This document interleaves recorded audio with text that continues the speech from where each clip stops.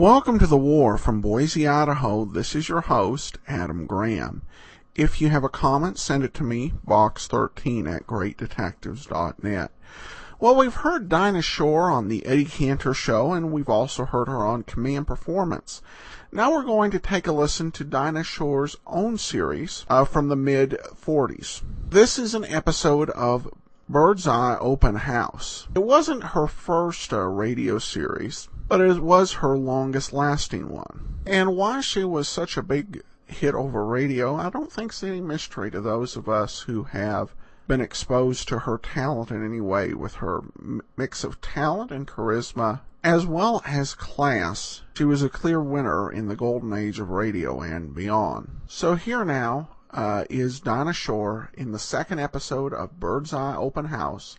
The original air date, October 7th, 1943. Better buy Bird's Eye. Bird's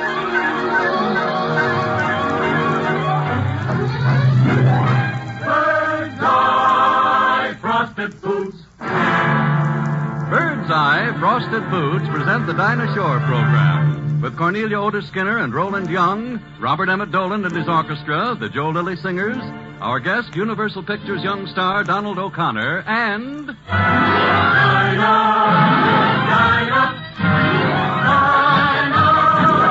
Is there anyone finer? Dinah Shore.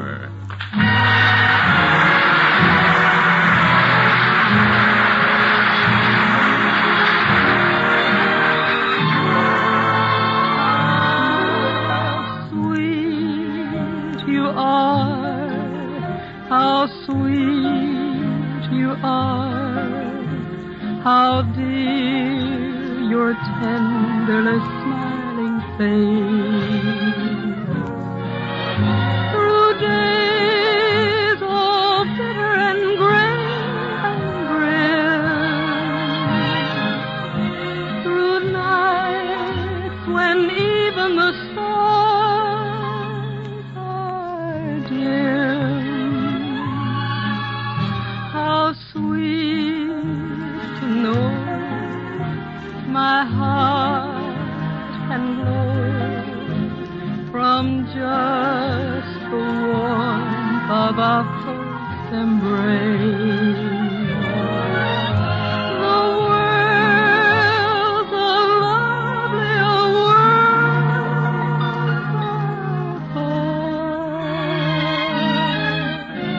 when I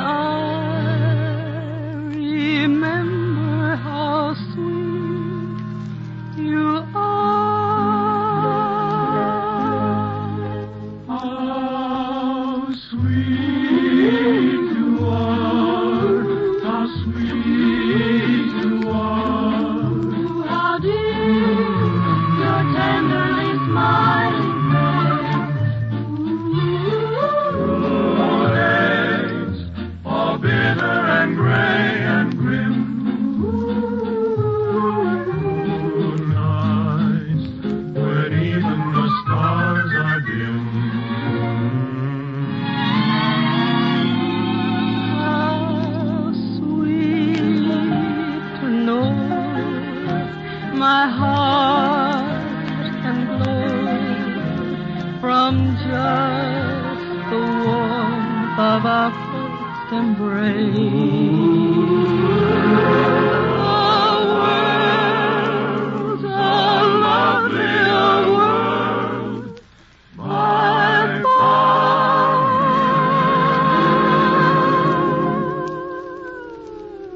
when I remember how sweet you are.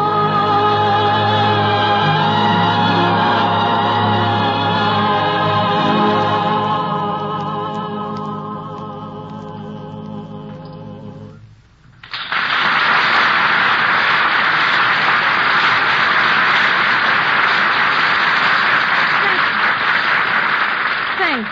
And hi there, everybody. This is Dinah, and that was How Sweet You Are, which I was lucky enough to get to sing in the Warner Brothers picture, Thank You, Lucky Stars. Well, last week was our debut, and tonight there are 2 candles on the cake. We're 2 weeks old. That's pretty young as show business goes, but Donald O'Connor, who rang the bell in Mr. Big, was only 3 when he wowed him in vaudeville. He would toddle on the stage in his little 3-cornered costume, sort of the safety pin-up boy of the Orpheum circuit. And the band leader would yell, "Hey, how did he get in here?" And baby Donald's snappy comeback was, "The stork brought me." Well, it's a true story. With so much grease paint and asbestos behind him, it was natural for this lad to hit that triple play, vaudeville to Universal to stardom. Dinah, shall I introduce him now? Oh, sure. Go ahead, Harry. Introduce him. Thank you. Ladies and gentlemen, at this time, it gives me great pleasure to introduce the star of the current Universal comedy hit, Top Man. A youngster who is such a clever kid that he's come a long way considering he's still a child. Child? And here he is, Donald O'Connor.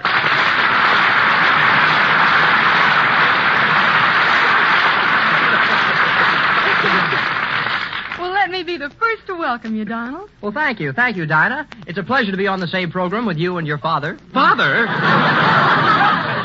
Oh, Donald, you hurt Harry's feelings. Well, I'm sorry, but did he have to call me a kid? After all, I'm old enough to take care of my own business. Of course you are. Yeah. And while we're on that subject, what do I get for being on this program? Well, here, don't worry about that, Donald. Dinah will be very fair. She'll give you all the ice cream you can eat.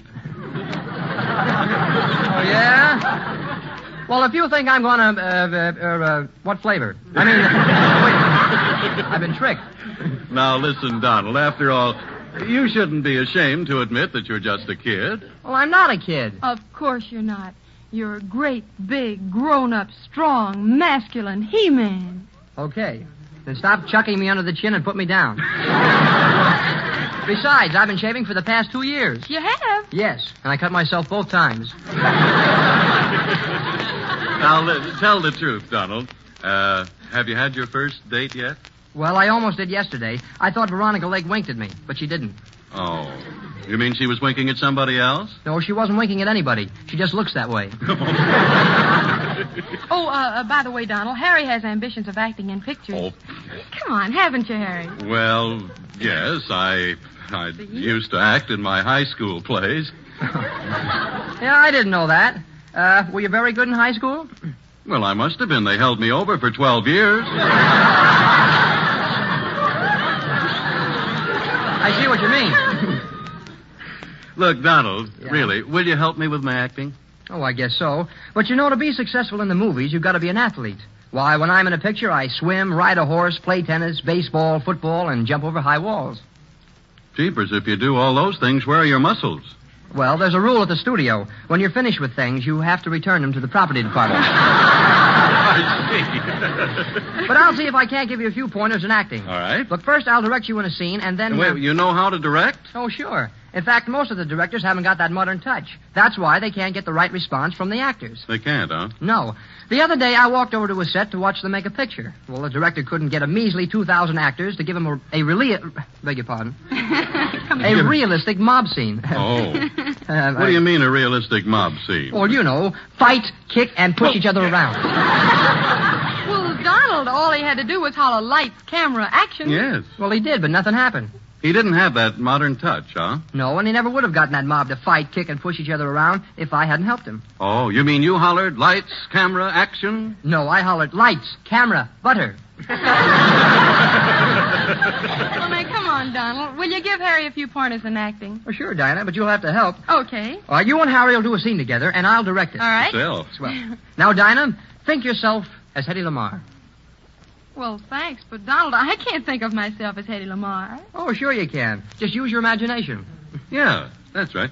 And think of me, Dinah, as Charles Boyer.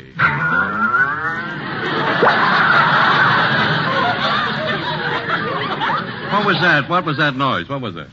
Dinah's imagination. Oh, is that... Well, anyway, I want to be Charles Boyer. Okay, Harry, you're Charles Boyer. Now, here's the scene. Yeah. You're filling your pipe with tobacco as Dinah comes in and says, Charles, hold me close on a child and kiss me. You know, well, what shall I do with my pouch? Huh? I said, what shall I do with my pouch? Well, hold it in if you can. Now, on with the scene. Listen, Donald, I think you better give us an idea first. All right. I'll do both your parts. Okay. Yeah. Daddy, come with me to the Casbah.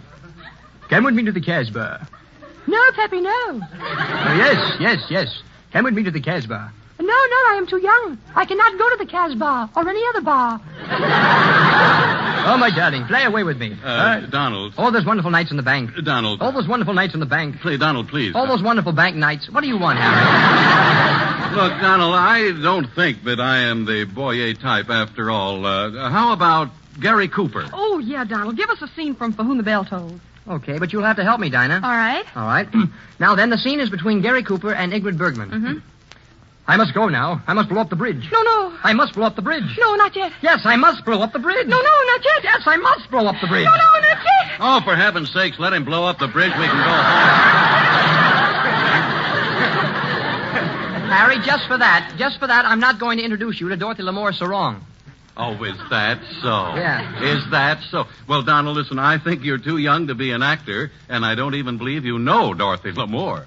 You don't think I know? You don't? No. Oh, I don't. Huh? Well, here's a picture of Dorothy L'Amour fervently bending over me and giving me a great big kiss. Where? Just take a look at that picture.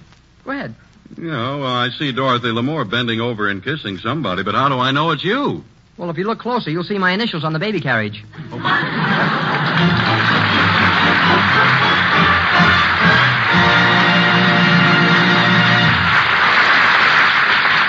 Hey, wait a minute, Donald. Before you go, wouldn't you like to indulge in a bit of terpsichore? Oh, no, thanks, Harry. None for me. The pits get in my teeth. No.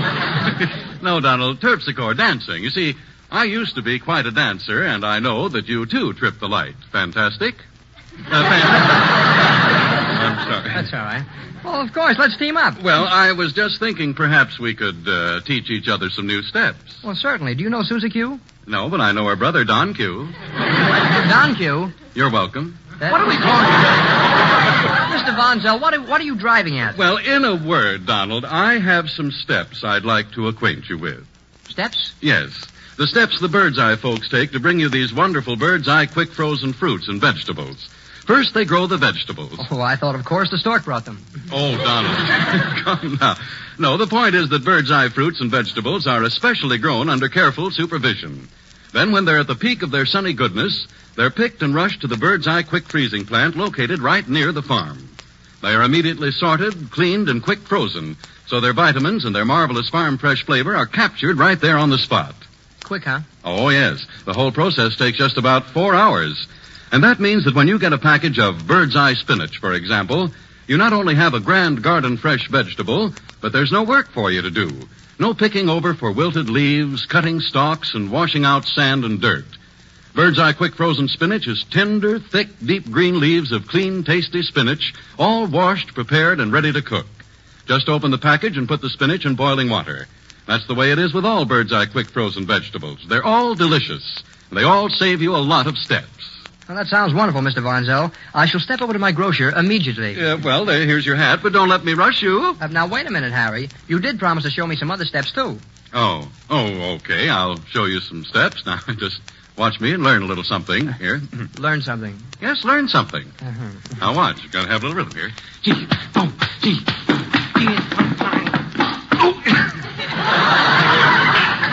I bent it a little, but what did you think of it, Donald? You slitched, didn't you? I certainly did. Well, you were right. Think of the whole thing? Well, you were right, Harry. I sure learned something. Oh, you did? Yeah, now I know how those B-19s get off. Oh.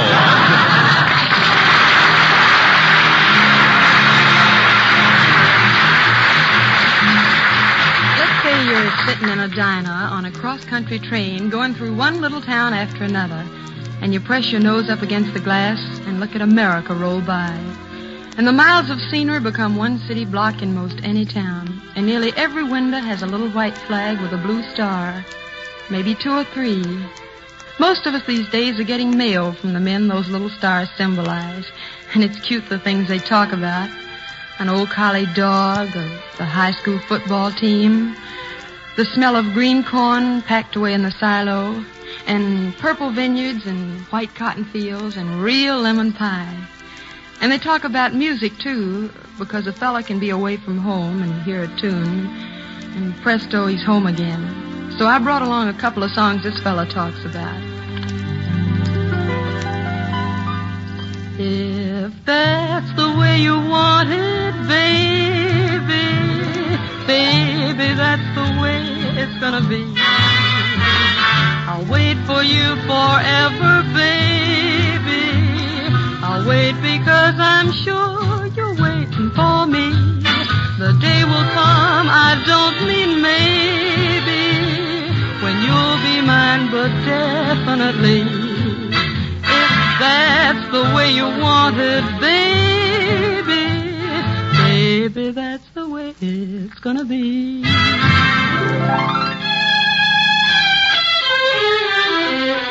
When this song comes out of a radio set up there on the rim of the Arctic Circle, or down there on a South Pacific Isle, some fellow who once taught school in Portland or made furniture in Grand Rapids imagines a certain girl is beside him again, and the Arctic snow becomes moonlight on an Oregon highway, and the tropic heat a cool breeze across a Michigan lake.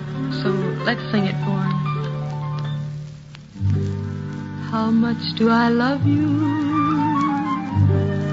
I'll tell you no lie. How deep is the ocean? How high the sky? How many times a day do I think of you? How many roses are covered with dew?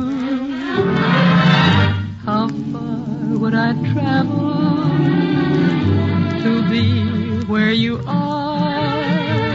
How far is the journey from here to a star?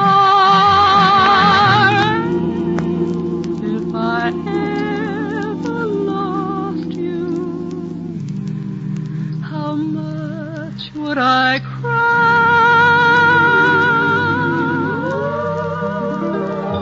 How deep is the ocean? How high is the sky? How deep is the ocean? How high the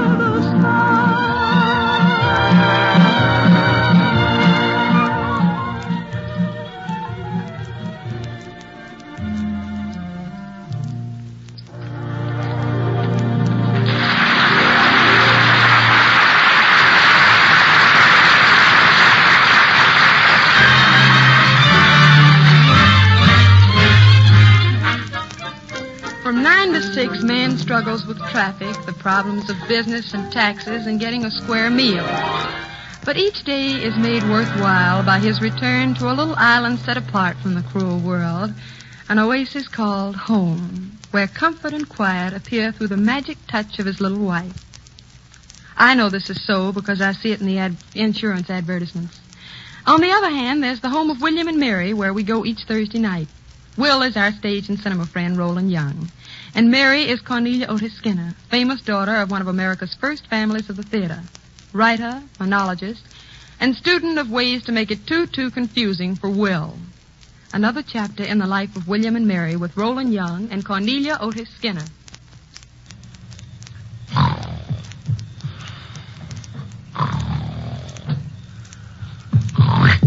What?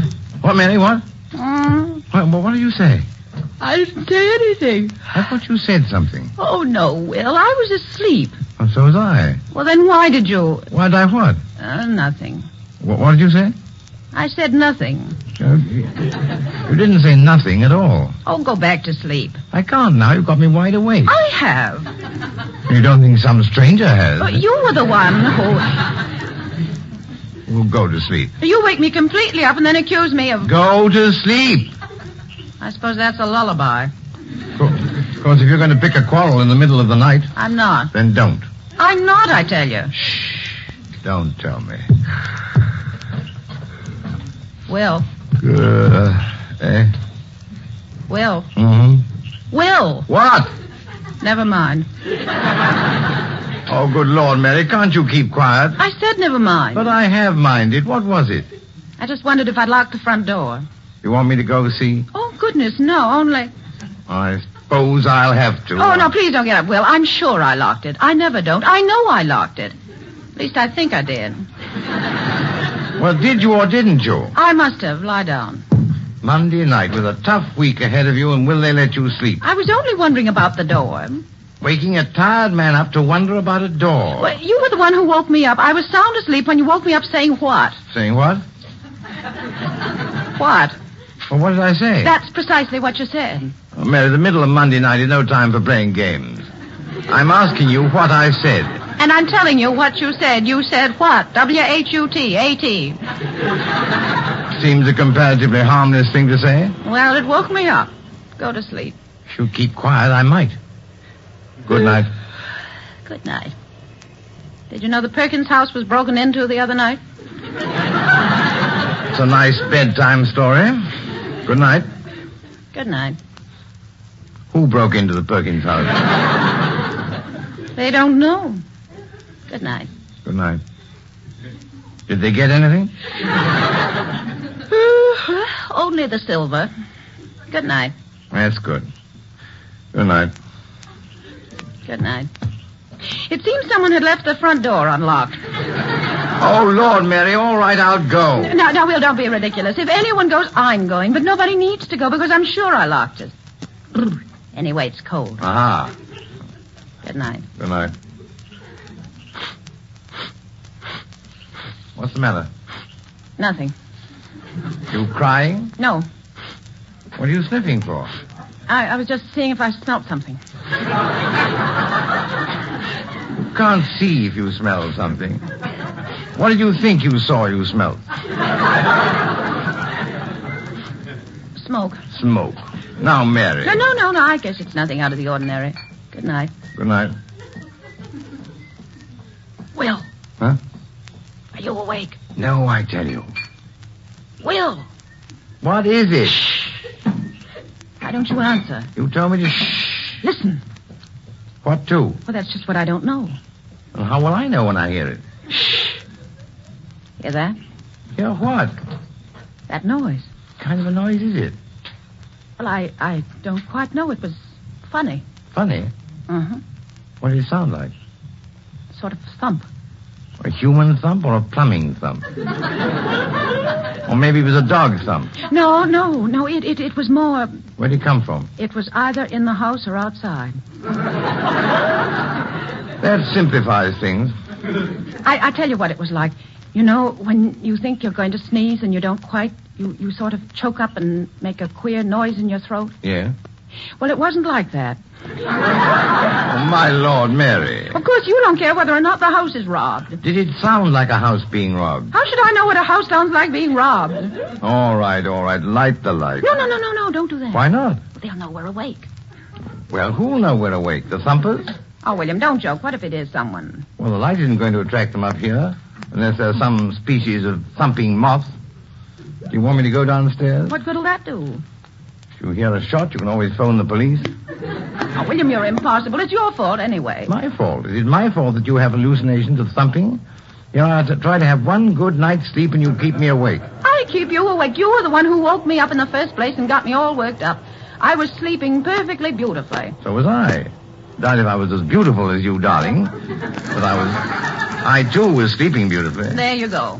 Holy heaven. Will a woman ever try to understand that when a man's tired, he wants some sleep? A woman has to have sleep, too. The woman thinks all a man has to do is to go to the office day after day and then night after night sit up listening to thumping noises. Just what you want me to do about the noise? Nothing. Shall I go look for it? No. Would you like me to patrol the first floor? No. I could take along my revolver. I have no idea how to use it, but it might look smart. No. Go to sleep. It's like asking someone to go to sleep at a mystery thriller.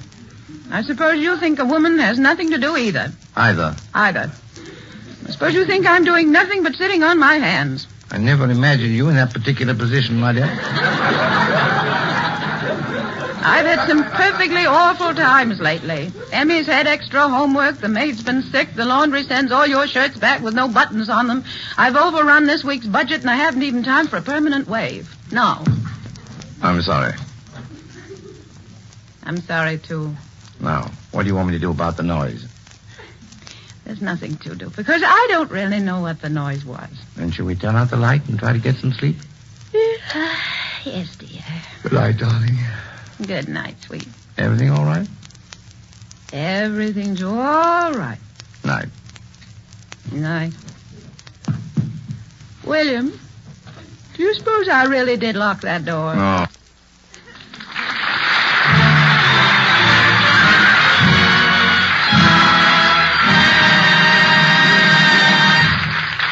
You know, folks, when I sit down to a wartime meal these days, I can't help remembering our family dinner table at home. Mother could really put a meal together.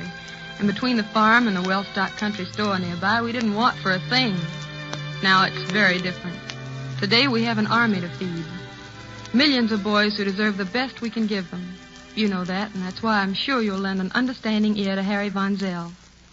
Well, since we all want our boys to enjoy the very finest foods, you'll be glad to know that great quantities of Bird's Eye quick frozen fruits and vegetables are going to them all the time. Of course, that means you and I can't always get the particular Bird's Eye fruit or vegetable we want, but when that happens, remember why. And remember, too, that all Bird's Eye foods are so high in quality and so delicious, you'll enjoy any one of them. So if your grocer doesn't have the particular Bird's Eye fruit or vegetable, fish, poultry, or meat you want, get acquainted with all the others. No matter which you get, you'll have the finest and quick frozen foods if the name Bird's Eye is on the package. That's right. We may be short on some things these days, but it's not really a hardship. It's just an inconvenience of war we can all take in our stride. So let's forget the inconveniences and concentrate on the main show, winning the war. Keep pitching at your war job. Keep yourself healthy. Keep digging deep for more and more bonds. And that's what'll bring our boys back home and bring with them everything that was good about the good old days.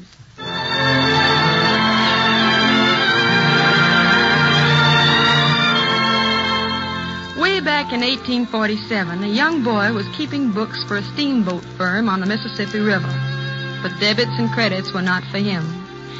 Folks said he was a dreamer who wasted his time writing music. But to his credit are some 150 folk songs that breathe America in every note. One song especially was an 1847 hit, and has stayed up there on the hit parade in our hearts ever since. The boy was Stephen Foster, and along with the Joseph Lilly Singers, here's that famous song of his.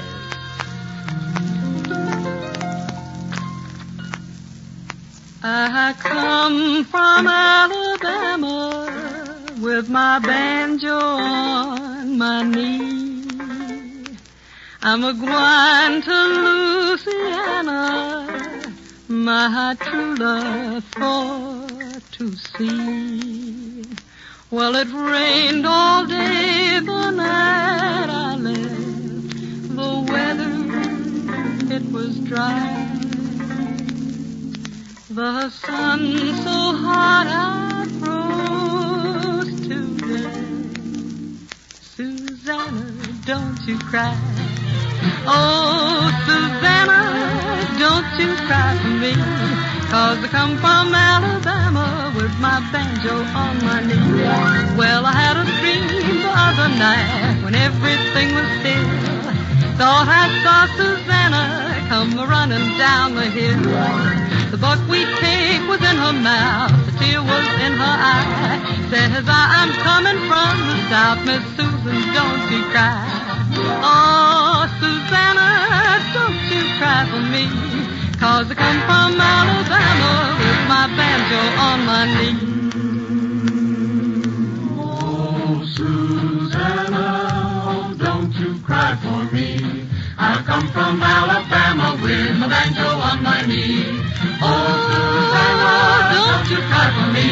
I come from Alabama with my banjo on my knee. Yes, oh, Susanna, don't you cry for me. 'Cause I come from Alabama with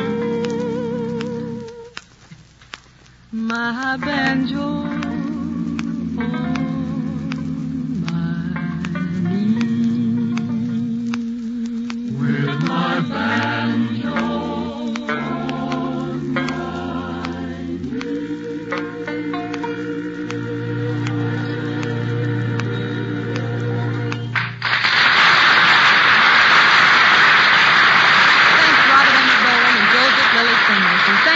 Folks, for giving us a tumble tonight. And by the way, what are you doing next Thursday night? Just a suggestion, but if you aren't busy, we'll be busy doing our best to please you. Good night, everybody. The Dinah Shore program with Cornelia Otis Skinner, Roland Young, Robert Emmett Dolan's orchestra, and the Joseph Lilly Singers will be brought to you again next Thursday by Bird's Eye Frosted Foods. Our guest will be Phil Silvers. Robert Emmett Dolan's orchestrators are Al Sack and Larry Russell. This is Harry Von Zelt saying better bye, Bird's Eye. Goodbye until next week. This is the Columbia Broadcasting System.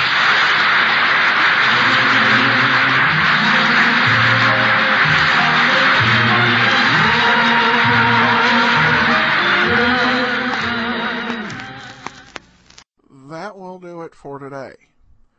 If you have a comment, email me, box13@greatdetectives.net. I welcome your story or that of loved ones who served during World War II. Ken Curlin provides our opening theme music, kencurlin.com. I am your host, Adam Graham. This series is provided as a service of the Great Detectives of Old Time Radio, greatdetectives.net.